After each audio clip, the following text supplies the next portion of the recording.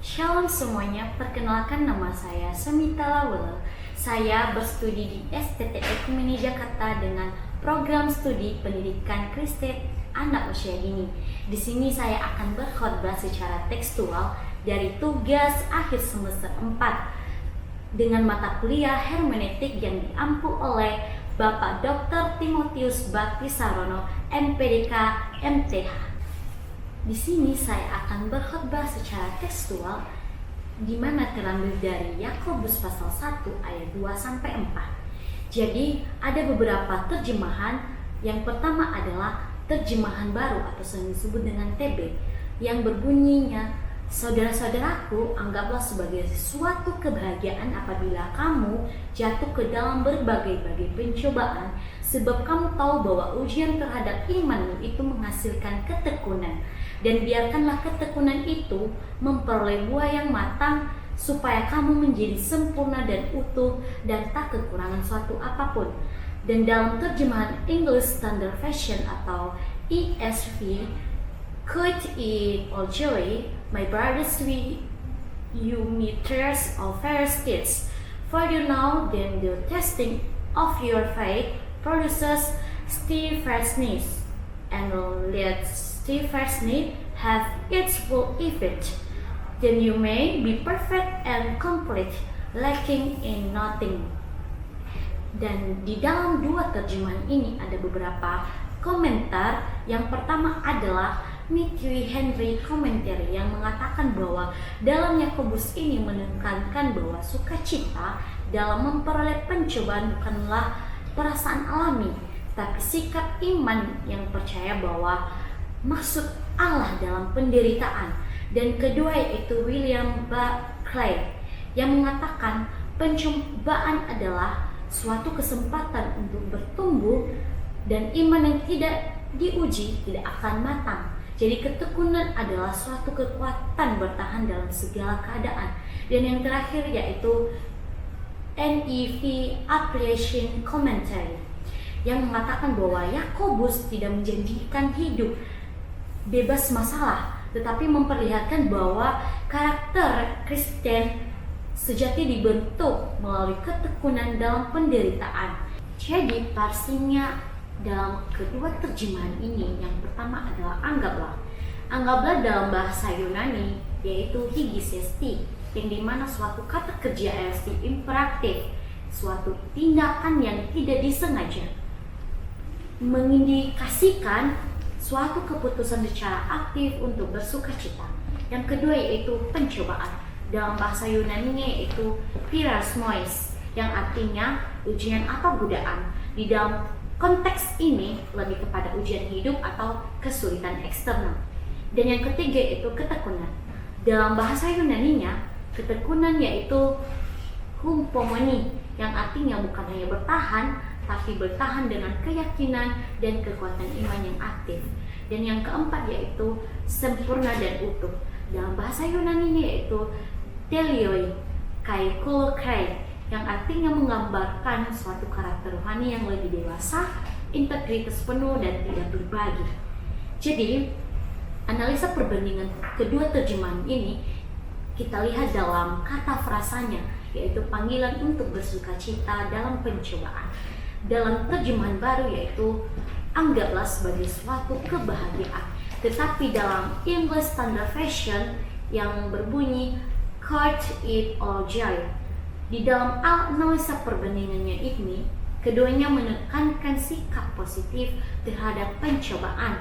Namun ESV menggunakan frasa all joy yang menekankan sukacita sepenuhnya, sedangkan dalam TB atau terjemahan baru menyebutkan sebagai suatu kebahagiaan yang mungkin terdengar sedikit lebih moderat, sehingga ESV ini lebih menekankan totalitas sukacita.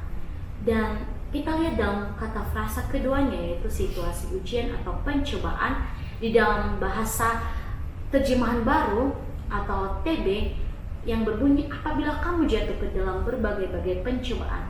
Namun dalam bahasa English Standard Version yang berbunyi when you meet trials, yang dimana perbandingan analisinya yaitu di dalam TB memakai kata jatuh ke dalam memberi pesan mengalami atau terjebak dalam situasi yang sangat sulit. Tetapi dalam ESV menggunakan need yang terdengar lebih netral, yang dimana TB juga memberikan kesan pengalaman itu yang tak terelakkan dan agak tiba-tiba. Jadi kesimpulannya yaitu di dalam dua perbandingan analisa ini atau kedua terjemahan ini, dalam gaya bahasanya di mana TB lebih cenderung lebih metaforis atau naratif, sedangkan kita lihat dalam bahasa Inggris standard version yang lebih langsung atau fungsional. Dan kedua terjemahan ini atau nada bahasanya dalam TB terasa lebih empatif atau lembut, sedangkan dalam English Standard Version lebih sedikit tegas atau sistematis. Dan makna keduanya itu tidak ada perbedaan makna secara teologis atau secara teologis secara signifikan atau sesuai. Jadi keduanya itu menyampaikan suatu pesan bahwa pencobaan adalah sarana pertumbuhan iman menuju kesempurnaan. Dalam struktur teks Yakobus pasal 1 ayat 2-4, di mana yang pertama yaitu panggilan untuk memandang pencobaan secara rohani, yang kita lihat dari ayat 2 yang berbunyi anggaplah sebagai suatu kebahagiaan, di mana dalam penekangan ini lebih ke bukan respon alami tetapi sikap rohani kita dan aplikasinya dalam kehidupan kita, yaitu di mana ini menantang cara pandang setiap manusia terhadap setiap penderitaan. Dan kedua itu tujuan dari pencobaan atau menghasilkan ketekunan dari ayat 3 yang berbunyi sebab kamu tahu. Jadi penekanannya ini lebih ke iman diuji melalui pencobaan, dan di mana ketekunan atau kita lihat di bahasa Yunaninya hipomai, yang dimana teguh yang berkembang melalui ujian. Dan aplikasinya yaitu ketekunan tidak muncul secara instan, melainkan suatu proses. Jadi yang terakhir yaitu hasil akhir dari ketekunan atau kedewasaan rohani yang dalam ayat 4 yang berbunyi supaya kamu menjadi sempurna dan utuh. Jadi ini Christus likeness, yang itu tujuan ilahi kesempurnaan dalam karakter. Jadi aplikasinya yaitu menggunakan proses yang sangat sulit untuk membentuk kita menjadi pribadi yang utuh. Jadi dalam ayat ini dapat kita aplikasikan dalam kehidupan sehari-hari kita. Yang pertama yaitu kita harus mengubah cara pandang kita terhadap masalah. Jadi jika kita mengalami suatu masalah, kita jangan panik atau merasa kecewa ketika kita dihadapi berbagai masalah atau berbagai kesulitan. Tapi kita harus lihat ini adalah suatu proses Allah dalam membentuk kita untuk lebih dewasa lagi. Yang kedua yaitu melatih iman kita dengan setia di masa sulit, yang artinya setiap kali kita menyerah, iman kita harus menjadi kuat, jangan langsung lemah. Tapi kita harus terus yakin bahwa segala sesuatu yang diberikan Allah kepada kita itu adalah caranya untuk memproses kita untuk lebih dewasa lagi.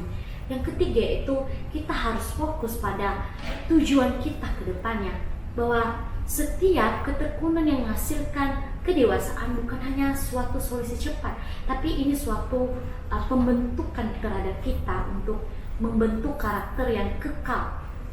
Yang terakhir yaitu kita harus berdoa dan memohon pengertian, bukan jalan keluar cepat, tapi kita harus terus bertumbuh terus, bahwa kita tahu bahwa kadang Tuhan tidak langsung mengeluarkan kita dari segala ujian atau segala penderitaan itu, karena Dia adalah Tuhan yang membentuk kita dari 0 sampai tahap berikutnya, membentuk kita menjadi pribadi yang lebih dewasa lagi.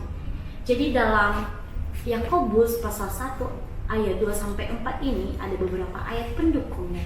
Yang pertama saya ambil dari Roma pasal 5 ayat 1-4 yang berbunyi kesengsaraan menimbulkan ketekunan dan ketekunan menimbulkan tahan ujian dan tahan ujian menimbulkan pengharapan.